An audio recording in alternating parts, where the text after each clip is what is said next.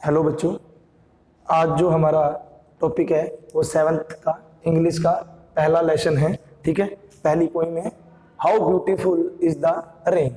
अभी इसमें क्या है, जो हमारे राइटर है उसने हमें ये बताने की कोशिश की है कि किस तरीके से हमारी जो बारिश होती है वो हमें सुंदर दिखाई देती है। ठीक है, तो इसको हम बोलेंगे how beautiful is the rain. इसके अंदर सबसे पहले हमारे आते हैं न्यू वर्ड्स।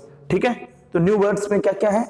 क्लैटर, खड़खड़ाहट जिसको बोलेंगे, ट्रैम्प, थपथपाना की आवाज, इंसेसेंट लगातार, उसके बाद में मिमिक नकल करना, उसके बाद में फुरो हल जोतना, उसके बाद में पेस्ट्यूट्स चरागाह, उसके बाद में गटर नाली जिसको बोलते हैं अपना। ठीक है, तो ये हमारे न्यू वर्ड्स है कुछ। अब हम देखेंगे इस पोइम में जो हमारा पोइट है वो किस तरीके से क्या कुछ बताना चाहता है। ठीक है, देखो, how beautiful is the rain after the dust and heat in the broad and fury street in the narrow lane, how beautiful is the rain. मतलब वर्षा है वो कितनी सुंदर है। ठीक है, after the dust and heat, जब हमारे मतलब इन्वायरमेंट के अंदर डस्ट हो जाती है, हीट मतलब गर्मी बढ़ जाती है, तब हम क्या होती है, वर्षा होती है। ठीक है, और वर्षा होके वो किससे, जैसे in the broad and fury street, मतलब ये धीरे धीरे हमारी जो गलियों से होके निकलती है। ठीक है, इन द नैरो लेन, और जो बिल्कुल एकदम जो भीड़ वाला इलाका है उसके अंदर से भी होके निकलेगी।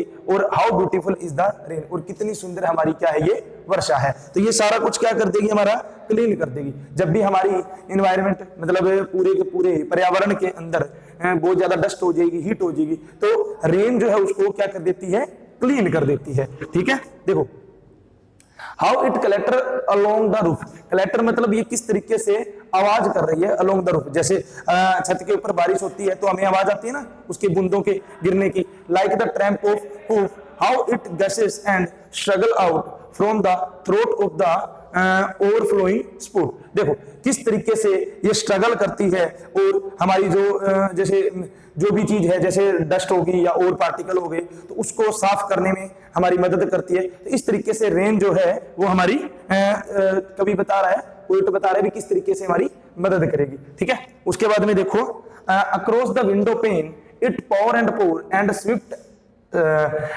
Swift and wide like a river down the gutter road the rain welcome the rain. देखो अक्रॉस द विंडो पेन, जैसे ये देखो, अगर आप विंडो से देखें, ये यहां से देख रहा है विंडो से, तो किस तरीके से ये आ रही है नीचे। इट पोर्स एंड पोर्स, और मतलब आ रही है, गिरना आ रही है, डलती जा रही है, स्विफ्ट एंड वाइड मतलब धीरे धीरे। ठीक है, अच्छी तरीके से।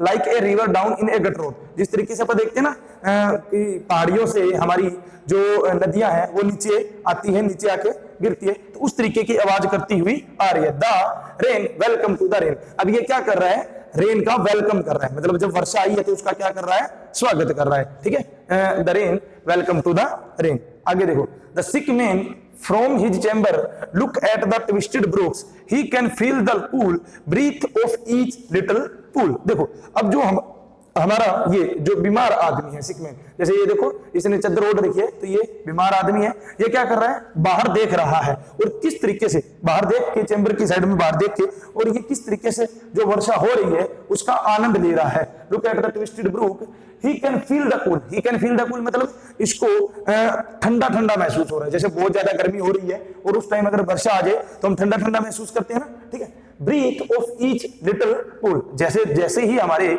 वर्षा आती है तो हमारा क्या होता है, पूरा का पूरा जो वातावरण होता है वो शुद्ध हो जाता है। ठीक है, तो वहां से हमारे को एकदम जो फ्रेश और ताजी हवा है वो मिलती है। ठीक है, तो वो ये क्या कर रहा है, ले रहा है, मतलब ब्रीथ ए ईच लिटिल पूल, हर एक जो शुद्ध हवा है वो अंदर ले रहा है। तो आज का जो अपना पोइम है वो इतना ही पढ़ेंगे हम। ठीक है, और जो बाकी रह गई है आधी पोइम वो कल पढ़ेंगे।